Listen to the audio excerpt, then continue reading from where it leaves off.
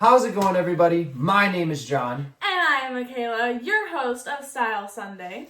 Today we're here to talk about an episode of Raw, a very special episode of Raw, as Raw is debuting on Netflix January 6th, and WWE has put together such a super card that we've decided to do a JME title defense and do predictions for Raw on Netflix. So without further ado, let's get into the first match, which the first one I have written down is Seth Rollins versus CM Punk, which should be the main event.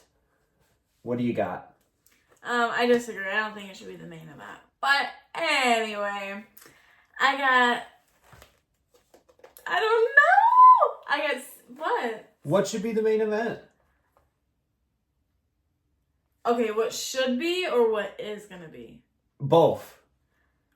I think Solo versus Roman is going to be the main event. Yeah, and it shouldn't be. No. What should be... yeah, probably Punk versus Seth. What are we even doing here? Anyway, who do you got? I got CM Punk. I have Seth Rollins. I don't. Alright, why do you have CM Punk? Why do you have Seth Rollins? Like, these are just like... I know CM Punk's gonna win. It's just like a feeling that I have. CM Punk has to win this. Like, I get it. Seth is turning heel. So he has to get like a win of being like heel. I get it. But it's not going to be to Daddy Punk. Rollins isn't heel yet, nor is he like turned heel. But the crowd does prefer CM Punk over Seth Rollins. When it comes down to it, most crowds are going to cheer CM Punk over Seth Rollins. CM Punk has the star power.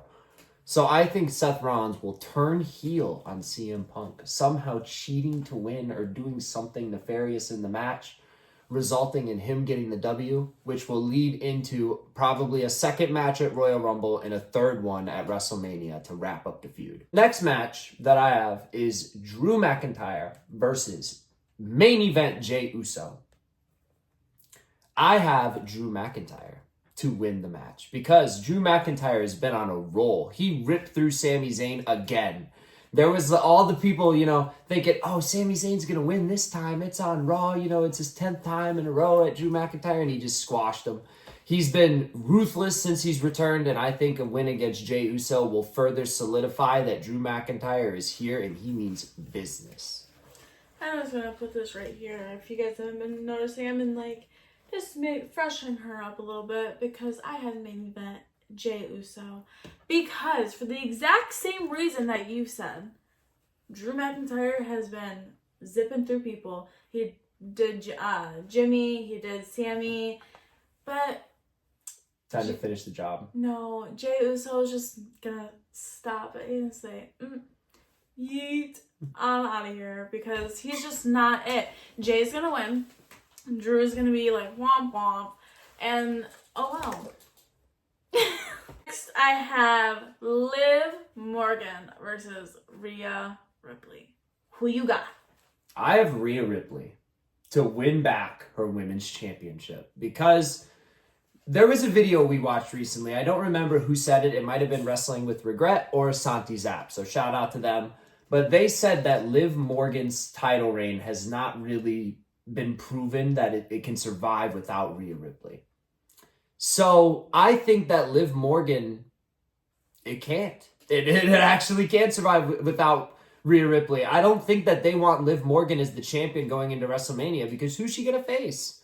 Okay, let's say Charlotte and or Becky Lynch come back, which could happen at this Raw at WrestleMania, Raw on Netflix. But at the same time, I don't see Liv Morgan fighting either. Liv Morgan versus Charlotte? That's not really a dream match. Liv Morgan versus Becky Lynch has already happened. But I think Rhea Ripley has just got that star power where they're going to want her to be the champion going into WrestleMania to face whoever the Royal Rumble winner is on the women's side. Well, as you guys can literally see with your own eyes, Rhea Ripley is always on top because that is who I picked to win. I have Rhea Ripley for the same reasons as you. I think this is her time to get her title back. And Liv Morgan, she's defended quite a bit, but she still isn't I feel like she has her little posses come out every time, and she can't win without them. And I feel like it all comes back to Rhea. Like, it does. If she wins, Rhea's music hits. If she loses, Rhea's music hits. Like, it's just, no matter what happens, Rhea's involved. So you might as well just give the crown back to the queen. There was literally a compilation that was Liv Morgan like talking or being in the ring, and then Rhea Ripley's music hit and Liv Morgan's reaction every time, because it's just the same repeating thing. This feud definitely needs to end. This needs to be their final match against each other. There needs to be a definitive winner at Raw on Netflix. I don't know anybody who disagrees with that, whether you're in the Liv Morgan or the Rhea Ripley camp. I think this match will be one of the more exciting matches on the card, because we're going to see a debut, as we have Rey Mysterio and a mystery partner versus The New Day. And who do you got for the match? And we're also doing a bonus point if you can guess the mystery partner correctly. Okay. Hear me out. Please hear me out. Okay, what do you want to hear first? Just explain. Who do you have to win the match? And then I have Rey Mysterio and his... No, I lied. I have the New Day to win. Really? I do. Because... Wow. I know. Because Rey's partner is gonna be Big E. Wow. I almost guessed Big E. I don't have Big E as Rey Mysterio's partner. I do. It makes so much sense. He came back. He teased it as like him being the manager because he's not fully healed from his neck. I do know that he did like break his neck. Yeah. But princess, he can't wrestle. But he's gonna come back, and it's gonna shock everyone because he just said like he can only be a manager. He can't wrestle. So it's like, trying to tip their toes in the water.